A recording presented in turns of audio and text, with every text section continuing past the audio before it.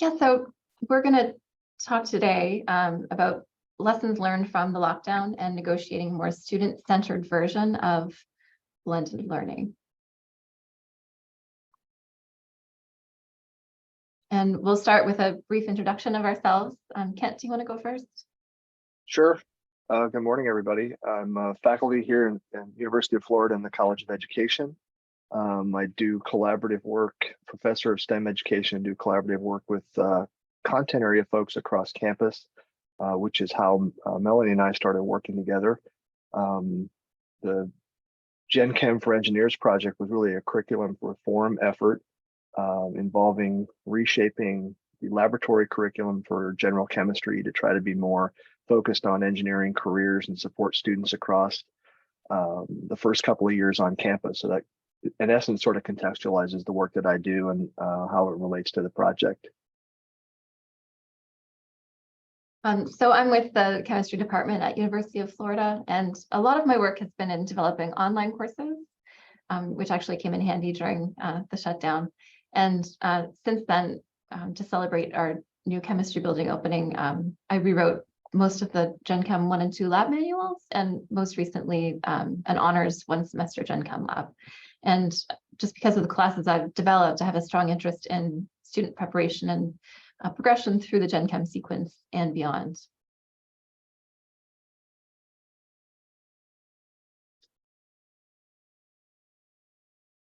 So just an overview of what we're going to kind of talk about today is blended learning as it pertains to a lab class.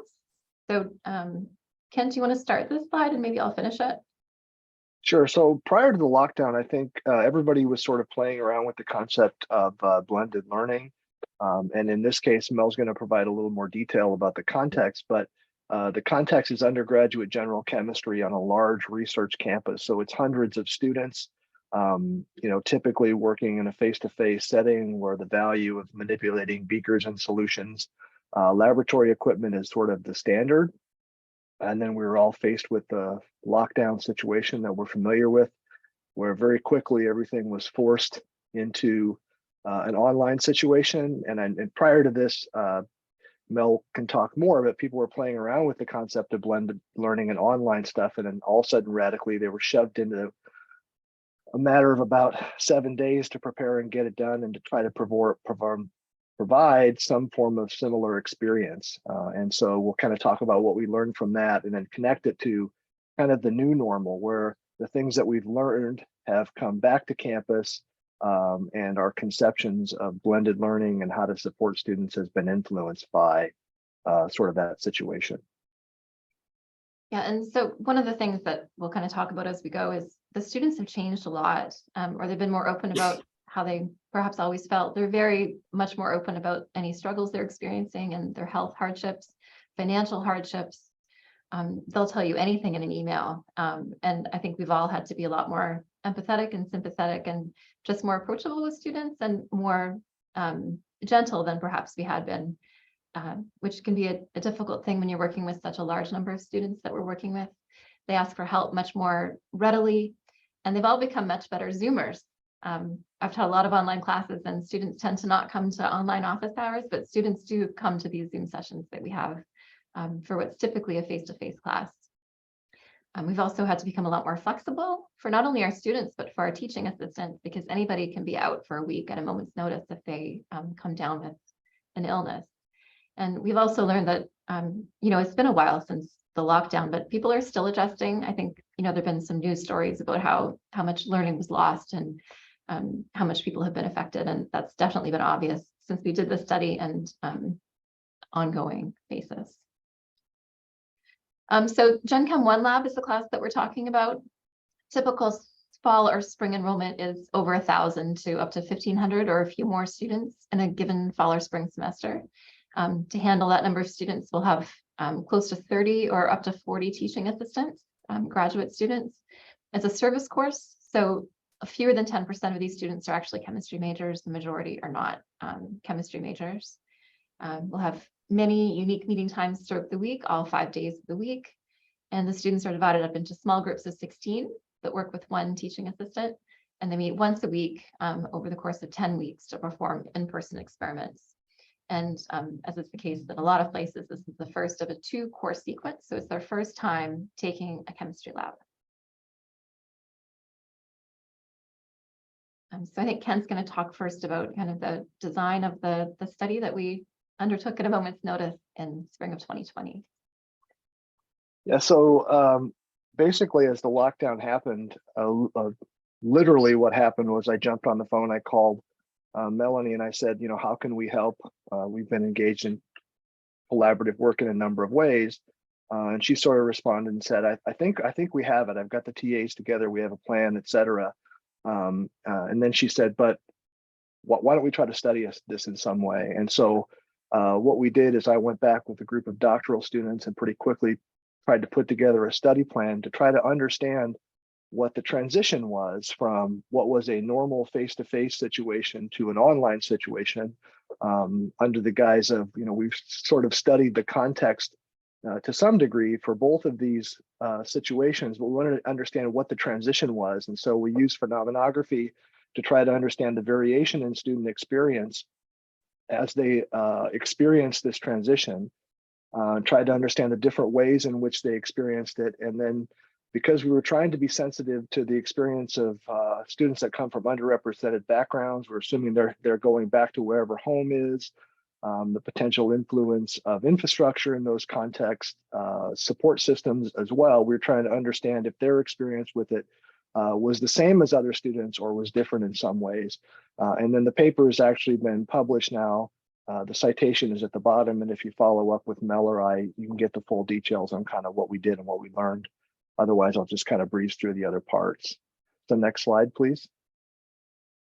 So this is an overall view of our methodology. And so basically what we did was over about a 3 to 4 week period, we prompted students for open-ended responses around what they were seeing as the strengths, weaknesses, implications, both positive and negative for their experience. So we ended up with 702 participants, just over 7,000 open-ended responses that we then analyzed through a mixed method that started with quantitative analysis using machine learning, in which natural language processing algorithm was used to identify topics that they were talking about across these different prompts.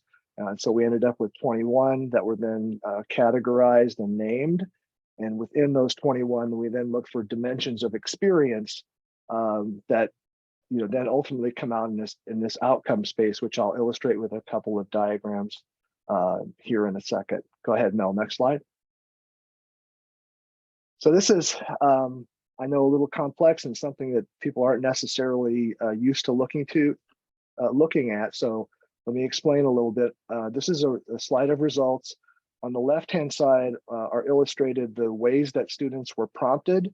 They were prompted for what did they see as strengths. You see that there are 1,807 prompts there in that category. It's orange in color. And then the prompted response for positive implications, weaknesses, et cetera.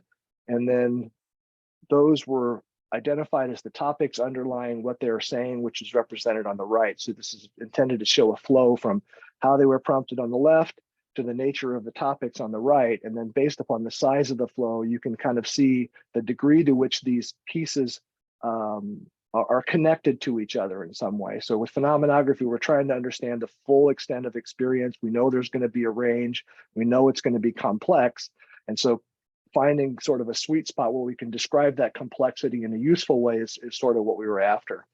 So then when we look across this diagram, you sort of see from top to bottom on the right-hand side with the topics, what the most predominant topics are and how they may be more strongly associated with a strength, a weakness, et cetera. So at the very top, you see the notion of time management across a lab activity as a very strong topic. 606 responses were associated with that topic, and it's heavily influenced by either a strength or a positive implication. So something in the way students were talking about things, they're making reference to time management within a lab activity, and they saw this as a strength and a positive implication of what happened within this experience. And then as you move down more towards the middle, so you see the strongest topic was really this idea of learning by doing, which appears about halfway down. And if you look at the flows into it, it really was a mix. So it was seen as both a strength and a positive, but also as a negative and a weakness. And when we unpack student experiences, we sort of understand that a little bit. So when Melanie talks a little more about what they were doing with the teaching assistants, sort of their attempt was to try to make this more engaging. And I think the positive comments of students sort of reflected that. But the negative and weakness implications were really related to this notion of we're losing something. We had been in laboratory for a couple of weeks. We had some interest in the idea of science as expressed through actual practical work that we get to do. And that was lost in some way. And many of them viewed that as a weakness and a very negative implication of what the experience was, which you can sort of see towards the bottom of the diagram where you see hands-on experience in the green, 612 responses associated with that topic, as well as preparation for future lab work, which was clearly a weakness or a negative implication, which was an expression of their fear and anxiety that they were missing something in the physical way lab was supposed to be done that was going to influence their learning trajectory in the next courses down the road.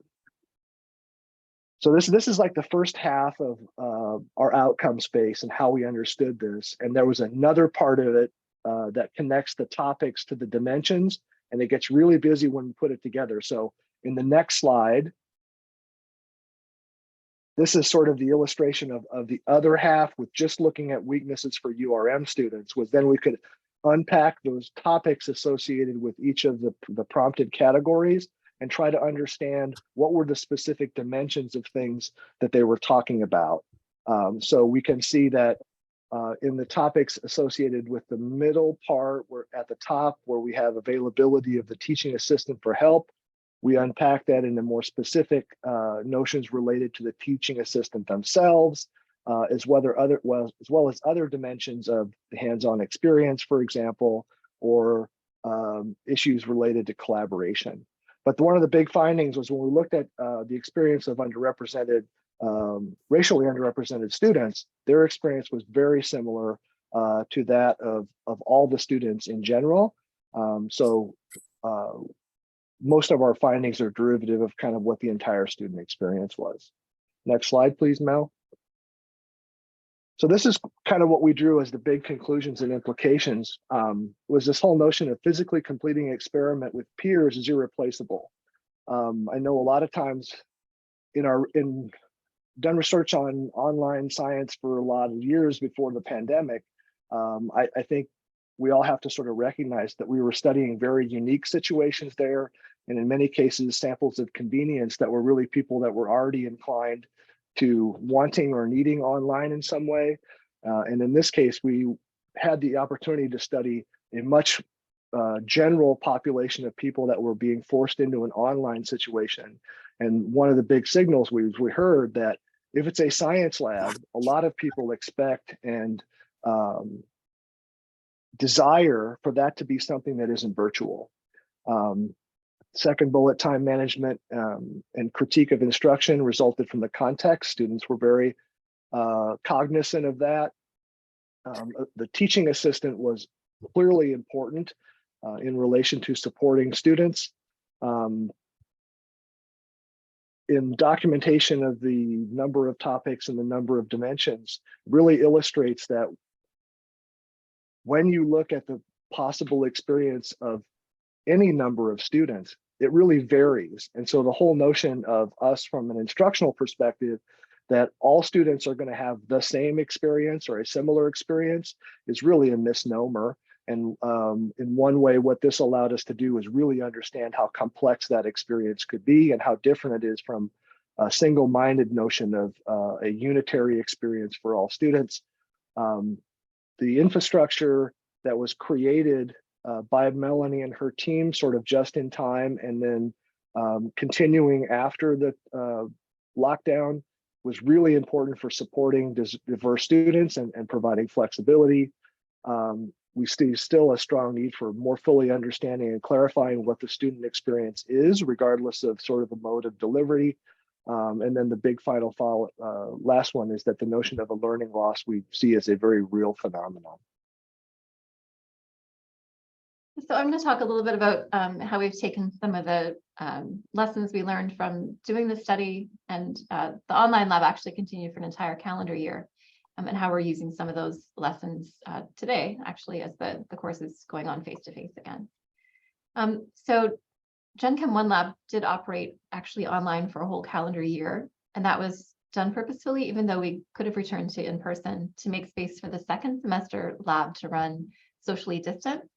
And this will probably play. I'm not sure if you can hear it, but this is what it looked like when it was socially distanced. It was a much different experience than students normally have. They're working completely alone, doing everything by themselves, and it wasn't the same kind of partnership and everybody talking experience. So even that wasn't quite the normal. And maybe we should have asked those students how they liked that experience.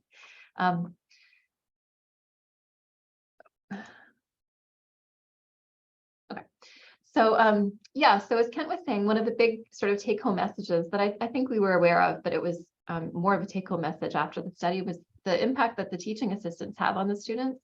So we do have a lot of TAs, and a lot of them are new every single semester.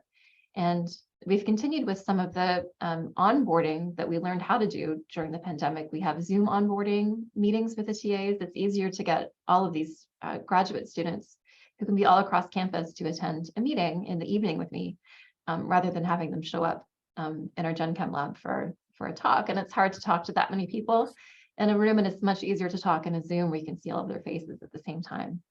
So we still have Zoom onboarding, and I still actually touch base with them. We did weekly debriefing sessions as part of our Zoom sessions, and a lot of the student experience has to do with the TA experience. And so we actually ask the TAs more how they're doing and what they need help with, and what they had doubts about, and if they have any questions about what's going to happen next week and things like that. That a lot of it comes down to the TAs, actually. To help the TAs, we also augmented our cheat sheet for the TAs, and I'll just show you what one of those cheat sheets looks like. So for every lab in the Canvas course, new TAs in particular, they can be really nervous when they're in front of even just 16 students for the first time, and they don't know what to say.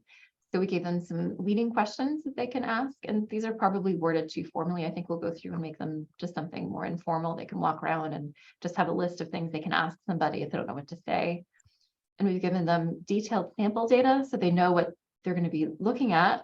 And it also serves to help returning TAs refresh their memories if they haven't taught for a year or so. We don't make them come and do training again, but we do have these cheat sheets for them. So we're using the online to help the graduate students as well as the students.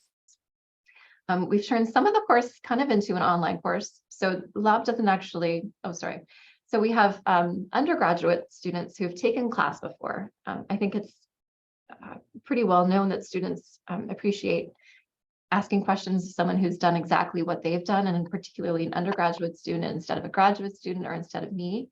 So we'll have undergraduate students hosting discussion boards in the Canvas course shells, and they answer the students' questions really wonderfully. In some semesters, we've had 5 or 6 undergraduate students. And the discussion boards haven't been the busiest. And so in some cases, we've moved to having the undergraduate students hold online office hours instead, and they can answer any question that the students might have. And the students, I think, feel pretty open to ask any question they might have of an undergraduate student. And before lab starts, lab doesn't actually meet for the first until week 3, usually in the semester. So we have discussion boards. Students can ask any question they have. They have a lot of questions about goggles. We realize this. So we're working on a video that talks about goggles specifically for the students. And we'll usually have a town hall meeting in the evening where they can drop in and meet me and talk to me, and just have their questions answered. And we've learned from the questions that they ask if some of our messaging isn't clear. So we have a safety code, a dress code. And this was our old safety sign that we thought was wonderful. It had all of these bullet points for students that outlined what they can and can't wear, but they still would show up not attired correctly. So we tried to make it more clear with red and green. And even this isn't doing it. So I think it has to be toned down, but just, the questions that they ask really inform the information that we're giving them, both in the syllabus and on signage in the building and in the Canvas course shell.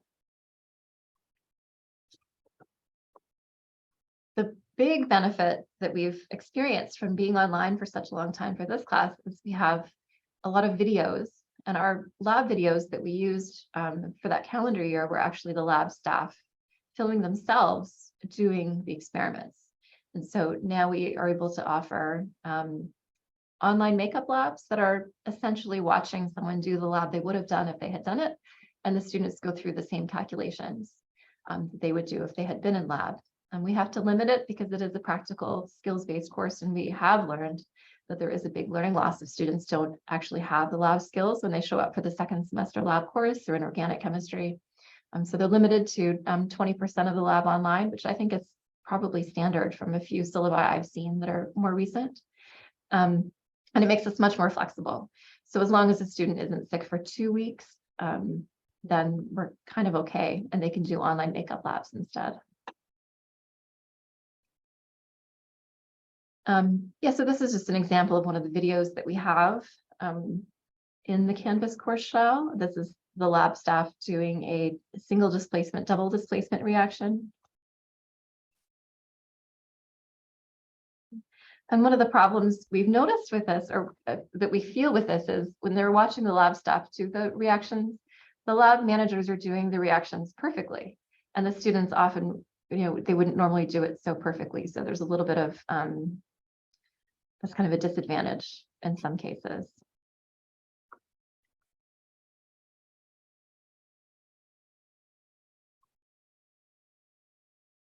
So besides having undergrad TAs, we've actually been lucky enough to have some graduate students that have openings in their schedules, and they'll hold office hours, and they can help students if they have questions about these online makeup labs they're doing or any other questions they might have. We're often kind of short on TAs, so we aren't always able to do it, but we do it as much as we can, just to help the students with any questions they might have. And a few other things that we've learned. We used to have a materials list, and we've moved to a video. The students really like the videos, and they aren't actually going to read this list, but they will watch this video if they have to. And they have to watch the video because they actually have to list what's in the video. So we've kind of done some flipped learning to help the students get more out of the course overall and show up more prepared when they do show up on campus.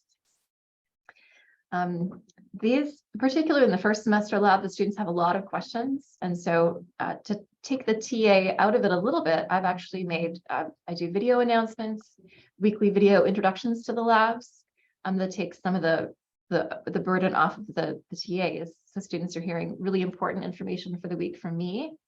And we actually have a lot of views. So this course, this is the first semester course. So we had about 1,500 students, I think, in last fall. So half of those students actually watch this video. And in the second semester course, very few students watch the video, maybe 50 on a good day. So the first semester, we've learned the students really need a lot of hand-holding. And a lot of that, I think, comes from videos. They've gotten used to watching videos and they're comfortable with videos. And I can tell them a lot of important things in a video, and they're more likely to watch a video than they are to read all of this information. I'm just going to wrap it up, so we're finishing on time. I would like to thank the chemistry department as a whole and the chemistry department lab. So Dr. Korlev, she teaches the Gen Chem labs with me, and our lab manager, Candace Biggerstaff, and Jessica Webb was our assistant lab manager for years, and UF Chemistry IT, who's been instrumental in supporting us. And Kent works in the College of Ed, and his graduate research assistants who worked with him on the study, Joe, Corey, and Lorelei Imperial. I also put a link in the chat for the full paper for the study that we did if people are interested. And if you would like a copy, just drop us a note and we'd be happy to provide.